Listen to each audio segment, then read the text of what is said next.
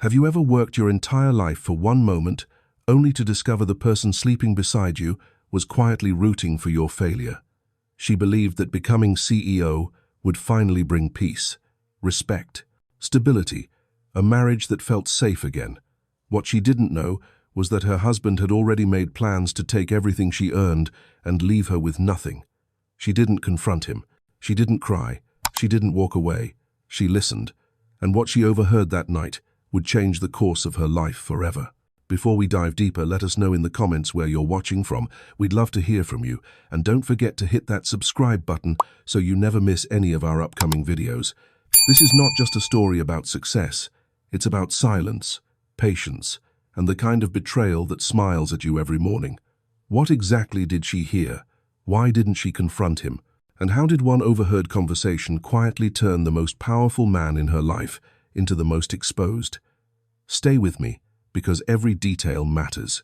This is the story of Veronica Chen, a woman who spent 15 years building a career in pharmaceutical sales while her husband quietly built an exit strategy. This is about what happens when ambition meets betrayal, when trust collides with calculation, and when the person who promised to support you decides instead to profit from your fall. Veronica Chen was never loud about her dreams. She believed in effort, in discipline, in showing up every day, even when no one noticed. She was 43 years old when this story reached its turning point, but the foundation had been laid decades earlier. Veronica grew up in Sacramento, California, the daughter of immigrants who ran a small dry cleaning business. Her parents worked 16-hour days. They never complained, never asked for help. They simply believed that work, done consistently and well, would eventually be rewarded. Veronica absorbed that belief. She studied biology in college, graduated with honors, and took her first job as a pharmaceutical sales representative at 24. The work was grueling. Cold calls, rejection, doctors who wouldn't see her, hospitals with impossible quotas. But Veronica had something many of her colleagues didn't. She had patience. She understood that relationships took time. That trust couldn't be rushed. That showing up mattered more than showing off. By 30, she was one of the top performers in her region. By 35, she was managing a team. By 40, she was regional director overseeing sales across 7 western states. And at 43, she received the call that would change everything. The board wanted her to interview for CEO. The company, MedTech Solutions, was a mid-sized pharmaceutical distributor that had struggled with leadership turnover. They needed someone who understood both the product and the people. Someone who had earned respect from the ground up. Someone like Veronica. She was terrified, excited, overwhelmed, and the first person she wanted to tell was her husband, Brian Chen. She'd met him 15 years earlier at a friend's barbecue. He was charming, easy to talk to. He worked in finance, something vague involving investment portfolios and client management. He wasn't as ambitious as Veronica, but she liked that about him. He seemed content, stable, safe. They married after 2 years of dating. Small ceremony, close friends. Her parents approved, his parents approved. It felt right. For the first few years, it was. Brian supported her career. He'd ask about her day, celebrate her promotions, cook dinner when she worked late. But somewhere around year 7, things shifted. It was subtle at first. He'd make jokes about her being the breadwinner. Nothing mean, just small comments. Must be nice to afford all this. Guess I'm just the trophy husband now. Veronica would laugh. She thought he was kidding. She thought he was proud of her. She didn't realize that beneath the jokes was resentment. And beneath the resentment was calculation. By the time Veronica was promoted to regional director, Brian had stopped asking about her work. He still attended company events, still smiled in photos, still played the role of supportive husband, but the questions stopped. The interest faded. The partnership became a performance. Veronica noticed. Of course she noticed. But she told herself it was normal, that marriages evolved, that people grew comfortable, that not every conversation needed to be deep. She was busy. The job demanded everything. 60-hour weeks, travel, constant problem-solving. She didn't have energy left to interrogate her marriage, so she let it sit, let it calcify, let it become something neither of them talked about but both of them felt. And then came the CEO opportunity. The interview process took 3 months. multiple rounds, presentations to the board, financial projections, strategic visions. Veronica prepared obsessively. She knew this was her moment. Everything she'd worked for, everything her parents had modeled, everything she believed about effort and patience and showing up. It all came down to this. The call came on a Wednesday afternoon. She was in her car, parked outside a client's office, when her phone rang. "Veronica, it's Margaret from the board. We'd like to offer you the position. CEO. Effective immediately." Veronica didn't remember what she said next. Something about gratitude, something about readiness, something that sounded professional and composed.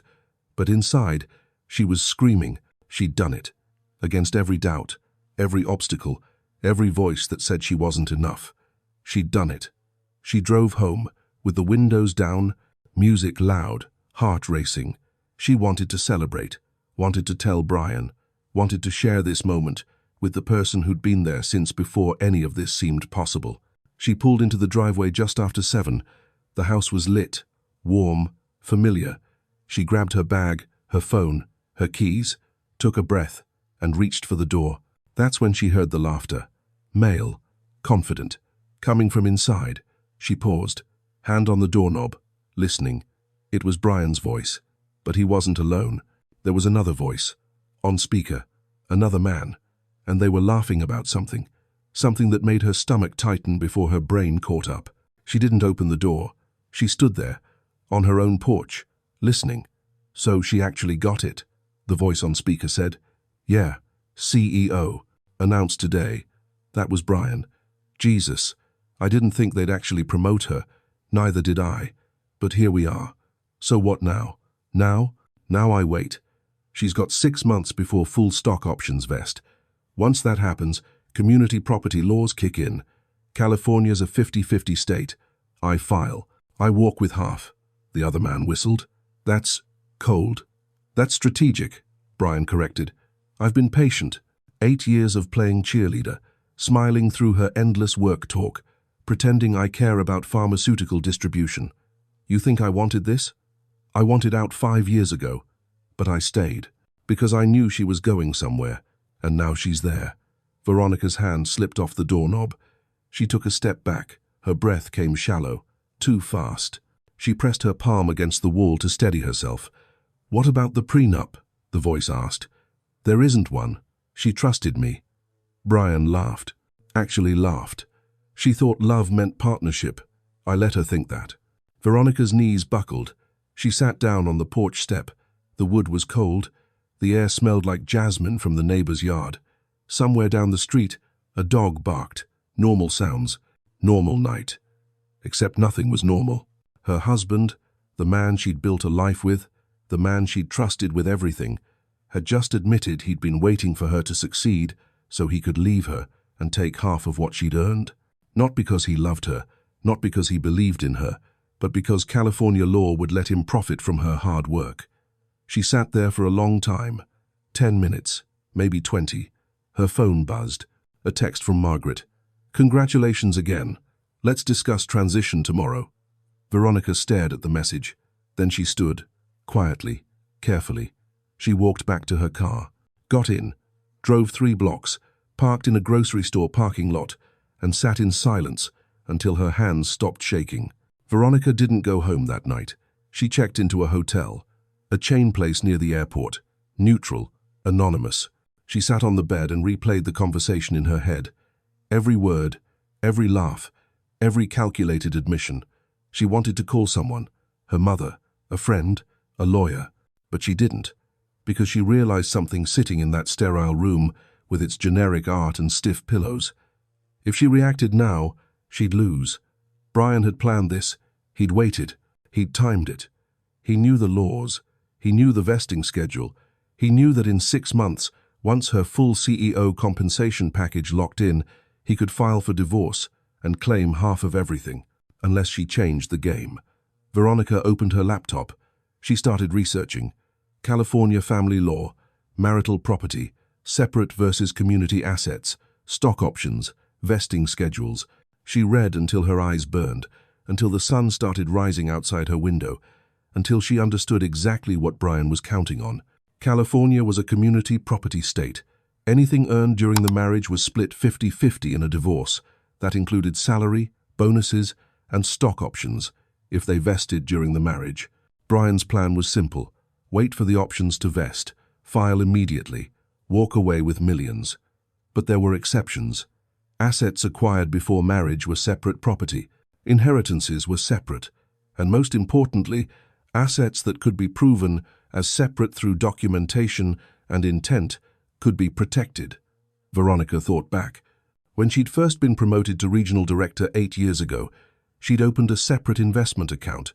She'd been putting bonuses into it, not hiding them, just keeping them organized. She'd mentioned it to Brian once. He'd shrugged, said it didn't matter as long as they paid the bills. She'd kept depositing into that account. Not every bonus, but enough.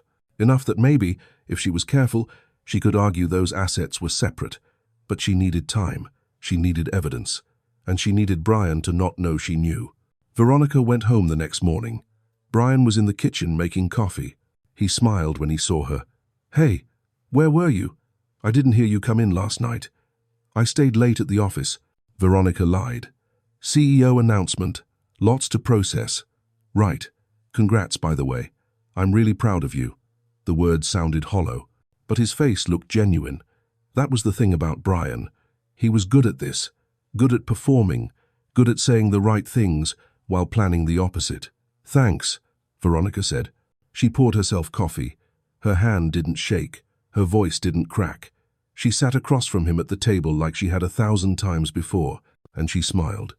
"I was thinking we should celebrate. Maybe this weekend? Dinner somewhere nice?" Brian nodded. "Yeah, absolutely. You deserve it." She watched him, studied him, looked for cracks, for guilt, for anything that suggested he felt conflicted about what he was planning. There was nothing. Just easy charm, just comfortable lies. And that's when Veronica made her decision. She wouldn't confront him. She wouldn't cry. She wouldn't beg him to reconsider. She would do exactly what he'd done. She would wait. She would plan. And she would make sure that when this ended, she didn't lose a single thing she'd earned. Over the next 6 months, Veronica became two people. At work, she was the CEO everyone expected. Decisive, strategic, calm under pressure. She restructured departments, renegotiated supplier contracts, increased revenue by 18% in her first quarter. The board was thrilled. The employees respected her. The industry took notice. At home, she was the wife Brian thought he knew. She cooked dinners, laughed at his jokes, talked about weekend plans. She didn't ask questions, didn't probe, didn't give any indication that she knew what he was planning. But quietly, carefully, she built her case. She documented everything. She pulled bank records going back 15 years. She found receipts, emails, tax returns. She traced every deposit she'd made into her separate account. She hired a forensic accountant, not through her usual contacts, through a referral 3 states away, someone Brian would never hear about. She explained what she needed. The accountant didn't judge, just nodded and got to work. Veronica also hired a lawyer, not a family friend, not someone from her social circle, a lawyer in Los Angeles who specialized in high-asset divorces and had a reputation for protecting clients who saw trouble coming. His name was Raymond Torres. He was in his 60s, calm, precise, unsentimental. "You're sure he doesn't know, you know?" Raymond asked during their first meeting. "Positive," Veronica said. "Good. Keep it that way. The moment he suspects you're preparing, he'll accelerate his timeline. Right now, you have the advantage. Don't lose it." Raymond reviewed everything she'd gathered. The separate account, the documentation, the timing. "This is good," he said. "But we need more. We need to establish intent. We need to show that you always treated these assets as separate, that you didn't commingle funds, that you didn't use marital money to fund this account." "I didn't," Veronica said. "Then prove it." She did. She went through every transaction, every transfer, every deposit. She cross-referenced dates with pay stubs. She highlighted bonuses that went into the separate account versus bonuses that went into joint accounts. She built a timeline so detailed that no one could argue she'd been hiding assets. She'd been protecting them. There's a difference. By month 4, Veronica had something else. Evidence that Brian had been planning this for longer than she'd realized. She found old emails, deleted ones she recovered from a backup drive, conversations with the same friend from the phone call, messages going back 3 years. "Just waiting for the right moment," Brian had written. "She's close to VP. If I can hold out another few years, the payout will be worth it." Veronica stared at those words. 3 years. He'd been planning this for 3 years, while she was working 60-hour weeks, while she was stressing over promotions and presentations and proving herself, while she thought they were building a life together. He was counting down, measuring her success by how much he could take from it. She printed the emails, added them to the file, didn't cry. By month 5, Veronica knew exactly when Brian would file. The stock options vested on June 15th. She'd confirmed it with HR. Brian would wait until June 16th. That gave him 1 day after vesting to file, while still claiming everything was marital property. So Veronica made her move on June 14th, 1 day early.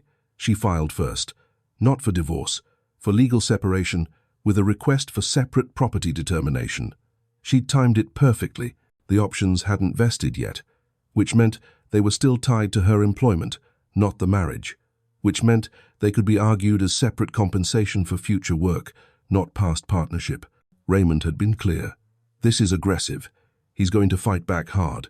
But if we can prove intent and timing, we have a case." Veronica signed the papers, hand steady. "Mind clear. File it," she said. Raymond nodded. "He'll be served tomorrow." "Good," Veronica said, and she meant it. Brian was served at home. Veronica wasn't there. She'd gone to the office early, claiming a meeting she couldn't miss. She wanted him to receive the papers alone, to feel the shock without an audience, to realize, for the first time, that he wasn't the only one who could plan ahead. He called her 47 times that day. She didn't answer. He texted. Dozens of messages. Confusion, anger, desperation. "What the hell is this? We need to talk.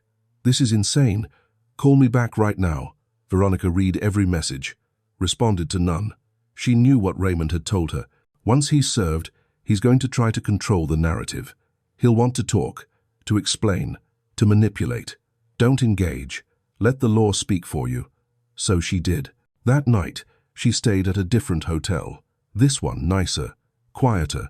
She ordered room service, sat by the window, watched the city lights, and felt, for the first time in 6 months, like she could breathe. The court hearing started 3 weeks later. Brian hired his own attorney, a man named Preston Shaw. Expensive suit, expensive reputation. The kind of lawyer who made a career out of maximizing divorces for wealthy clients. Preston's strategy was predictable. He argued that Veronica's separate account was irrelevant, that California law was clear, that everything earned during the marriage was community property, that stock options, regardless of when they vested, were compensation for work performed during the marriage. He painted Veronica as calculating, as someone who'd secretly been planning to cut her husband out of her success, as someone who'd violated the partnership of marriage. Raymond countered calmly. He presented the timeline, the documentation, the evidence that Veronica had always maintained the account separately, that she'd never commingled funds, that her intent had always been clear. He also presented the emails, the ones where Brian admitted he was waiting for her to succeed so he could leave, the ones where he called their marriage a strategy, the ones where he laughed about her trusting him. The courtroom went silent when those emails were read aloud. Brian's face went red. Preston objected. "These emails are taken out of context. Private conversations between friends don't constitute evidence of... They constitute evidence of intent," Raymond interrupted. "Mr. Chen has admitted, in writing, that he stayed in this marriage not out of love, but out of financial calculation. That changes everything." The judge, a woman in her 50s named Catherine Morales, read through the emails carefully. She didn't speak for a long time. Then she looked at Brian. "Mr. Chen, did you write these emails?" Brian hesitated. Yes, but they were jokes. I didn't mean... They're time-stamped," Judge Morales said. "They span 3 years. They reference specific financial timelines and legal strategies. These are not jokes." Preston tried to recover. "Your Honor, even if my client expressed frustration in private, that doesn't negate his legal rights under California community property law." "No," Judge Morales said. But it does speak to character, and it speaks to intent. And in cases where intent matters, character matters too. She ruled in Veronica's favor. Not completely. The house was still community property. The joint savings were split. But the separate account? Protected. The stock options? Because they hadn't vested yet, and because Veronica could prove they were compensation for future work, not past partnership. The judge ruled they were separate property. Brian's face went pale. Preston was already packing his briefcase. Veronica sat still. She didn't smile, didn't celebrate. She just nodded once at Raymond. And then she left. Outside the courtroom, Brian caught up with her. "Veronica, wait." She stopped, turned. "This isn't over," Brian said. His voice was low, angry. "Actually, it is," Veronica replied. "No, you don't get to do this. You don't get to just—" "I don't get to what?" Veronica asked. "Protect myself? You spent 3 years planning to leave me. You admitted it. In writing. Did you think I wouldn't find out? Or did you just not care?" Brian didn't answer. "You stayed in this marriage because you thought I was stupid," Veronica continued. "You thought I wouldn't notice, wouldn't fight back, wouldn't have the intelligence or the courage to protect what I built. You were wrong. I loved you," Brian said. Veronica stared at him. "No, you loved what I could give you. There's a difference." She walked away. He didn't follow. The divorce was finalized 4 months later. Quiet, clinical, no drama. Brian moved out, took his half of the joint assets, moved to Nevada. Veronica heard he'd started dating someone new, someone younger, someone who hadn't built a career yet. She didn't care. She had her company, her independence, her peace, and most importantly, she had the knowledge that she'd fought for herself, that she'd seen the trap, that she'd refused to be the victim he'd planned for her to be. But the story didn't end there, because 6 months after the divorce was finalized, something unexpected happened, something that would complete the lesson Veronica had been learning all along. Veronica was in her office when she received a call from an unknown number. She almost didn't answer, but something made her pick up. "Miss Chen? This is Detective Lauren Hayes with the Sacramento Police Department. Do you have a moment?" Veronica's stomach tightened. "Yes. What's this about?" "It's about your ex-husband, Brian Chen. We'd like to ask you some questions." Veronica agreed to meet the detective the next day. She didn't know what to expect. When she arrived at the station, Detective Hayes was waiting. Mid-40s, professional, direct. "Thank you for coming in. I'll get straight to it. We're investigating your ex-husband for financial fraud." Veronica blinked. "Fraud?" "Yes. Specifically, investment fraud.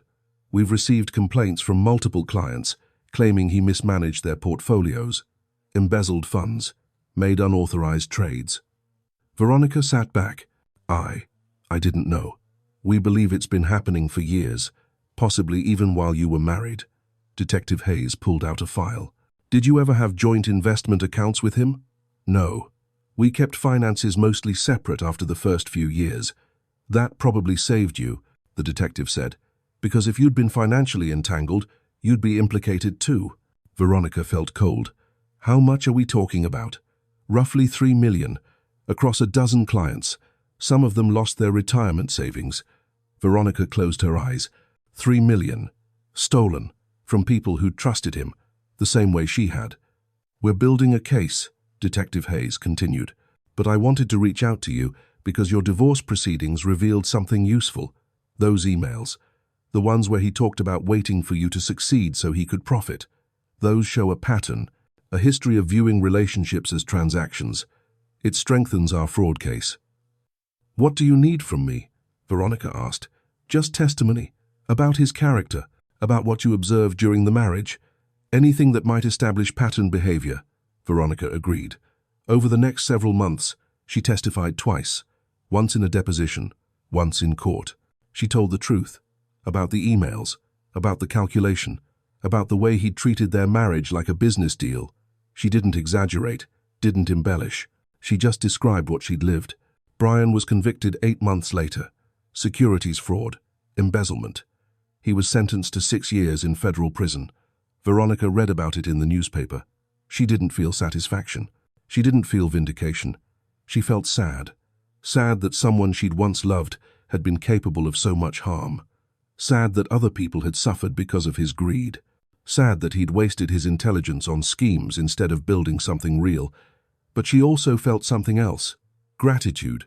Because if she hadn't overheard that conversation, if she hadn't prepared, if she hadn't protected herself, she would have been tied to him when this all came out. She would have lost everything. Not just money, but her reputation, her career, her freedom. She would have been collateral damage in someone else's crime. But she wasn't, because she'd listened, she'd acted, she'd protected herself even when it felt cold, even when it felt calculating, even when part of her wanted to believe he'd change. She'd chosen herself, and that choice had saved her. 3 years after the divorce, Veronica was still CEO. The company had doubled in size. She'd been featured in industry magazines, asked to speak at conferences, recognized as one of the top executives in her field. But the recognition didn't matter as much as she'd thought it would. What mattered was the quiet, the peace, the ability to make decisions without second-guessing whether someone was undermining her.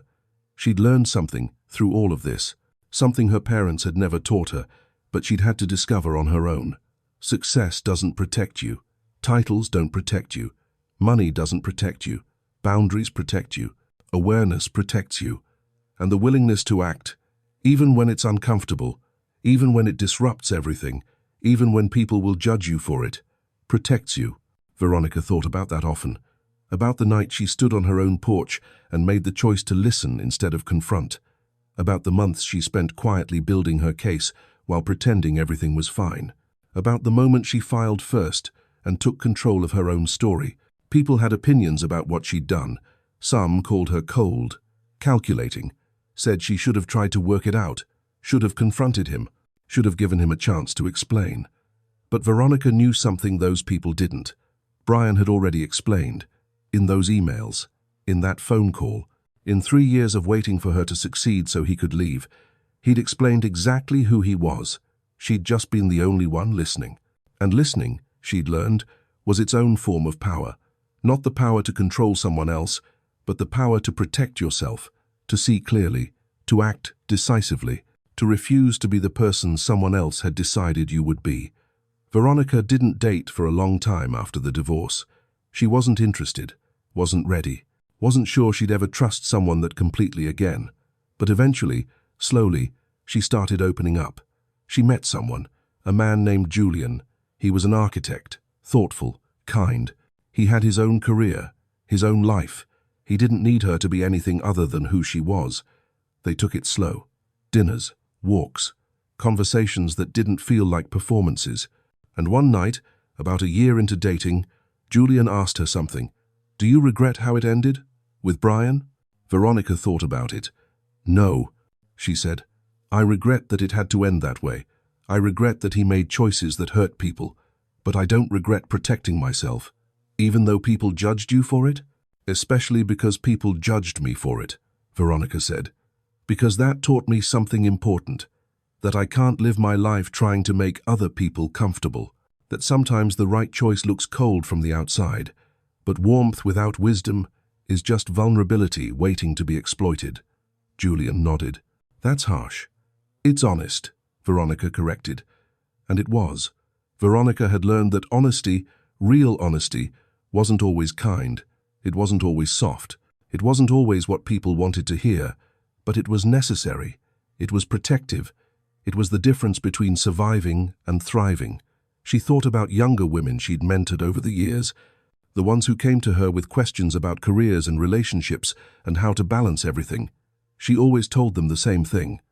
Trust yourself, even when someone you love tells you you're wrong, even when you're scared, even when it means walking away from something you've invested years in. Trust yourself. 5 years after the divorce, Veronica received a letter. It was from Brian, forwarded through his lawyer. She almost didn't open it, but curiosity won. The letter was short, handwritten.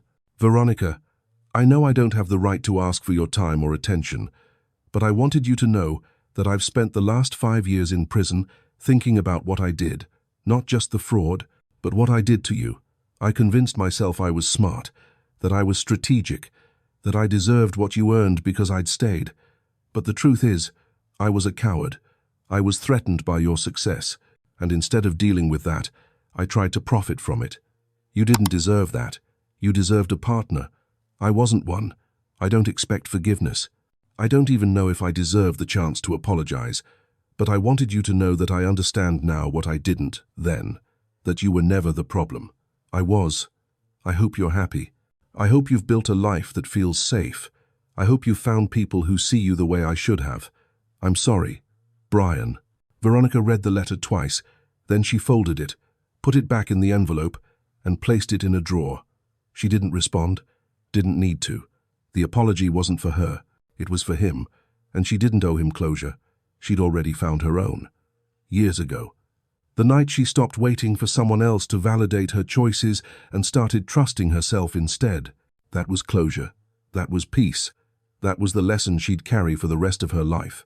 So what can we learn from Veronica's story? Because this isn't just about one woman and one betrayal.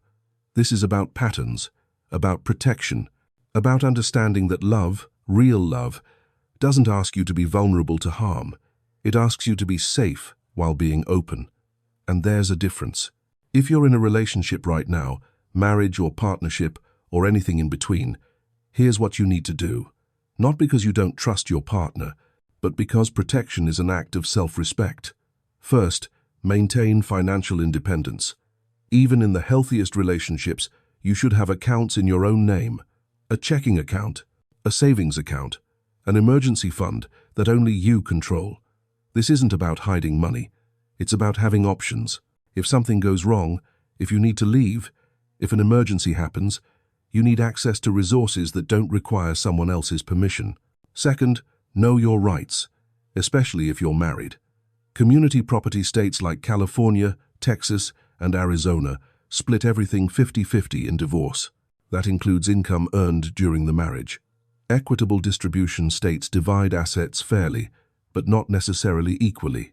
Know which one you live in. Know what that means for your assets. Know what's protected and what's not. Third, document everything. If you're contributing to joint finances, keep records. If you have separate accounts, document why. Show intent. Show that you've always treated certain assets as separate. Because if you ever end up in court, intent matters, pattern matters, documentation matters. Fourth, pay attention to red flags. If your partner is uncomfortable with your success, that's a red flag. If they make jokes about money that don't feel like jokes, that's a red flag. If they try to control financial decisions or keep you out of financial conversations, that's a red flag. Don't ignore these signs. Don't rationalize them. Address them. And if they don't change, protect yourself. Fifth, understand prenuptial and postnuptial agreements. A lot of people think prenups are unromantic, that they signal distrust. But what they actually signal is clarity. They establish what's separate and what's shared.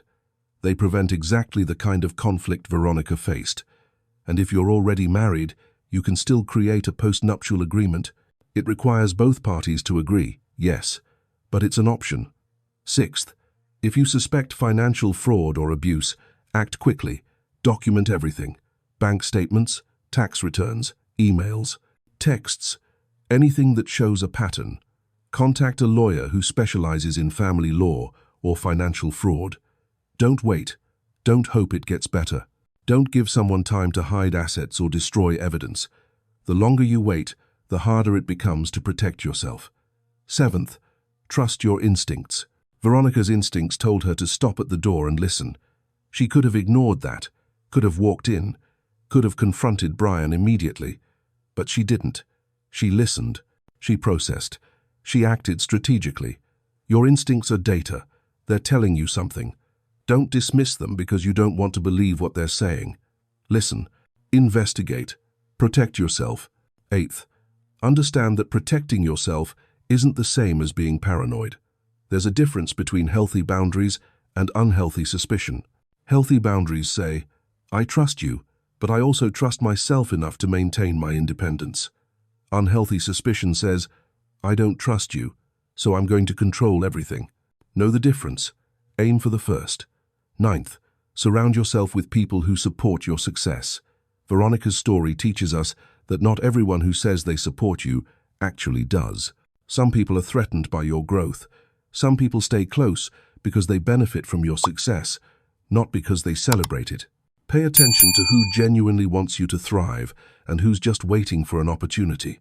Finally, know that it's okay to choose yourself, even when it's hard, even when people judge you, even when it disrupts everything. Veronica chose herself. She didn't wait for permission. She didn't wait for Brian to change. She didn't wait for the perfect moment. She acted, and that decision saved her. Not just financially, but emotionally, mentally, spiritually, because she learned that she could trust herself, that she could protect herself, that she didn't need someone else to validate her choices in order for those choices to be right. So, here's what I want you to take from this. If you're watching this, and something about Veronica's story resonates, if you felt that instinct, that quiet voice telling you something's wrong, don't ignore it. Investigate. Document. Protect yourself. Not because you're looking for problems, but because you deserve to feel safe in your own life. You deserve partnerships that honor your work and your worth. You deserve relationships where success is celebrated, not resented. And if you don't have that, you deserve the courage to walk away and build it yourself. Because that's what Veronica did. She didn't wait for Brian to become the partner she deserved. She became her own partner, her own protector, her own advocate. And that, more than any title or salary or recognition, is what gave her peace. What would you have done in Veronica's position? Would you have confronted Brian immediately? Or would you have done what she did and waited, planned, protected yourself first? Leave your thoughts in the comments. And if this story helped you, if it gave you tools or clarity or permission to trust yourself, share it. Share it with someone who needs to hear it. Someone who's wondering if they're overreacting. Someone who's scared to act. Someone who needs to know that protection isn't paranoia, it's wisdom. Because every person who learns these lessons is one less person who loses everything they've worked for to someone who never valued them in the first place. And if you stayed until the end of this story, comment, "I choose myself," so we know you were really here. So we know this message reached you. So we know you understand that sometimes the bravest thing you can do isn't stay and fight. It's protect yourself and walk away with your dignity, your assets, and your future intact. Thank you for watching. Hit that subscribe button because we have more stories like this. Stories about people who saw the trap before it closed, who trusted their instincts, who chose themselves when everyone else expected them to sacrifice. Stories that teach you not just what happened, but what you can do if it happens to you. We'll see you in the next one. Stay safe. Stay aware. And remember that the person sleeping beside you should be building your future with you, not planning their exit from it.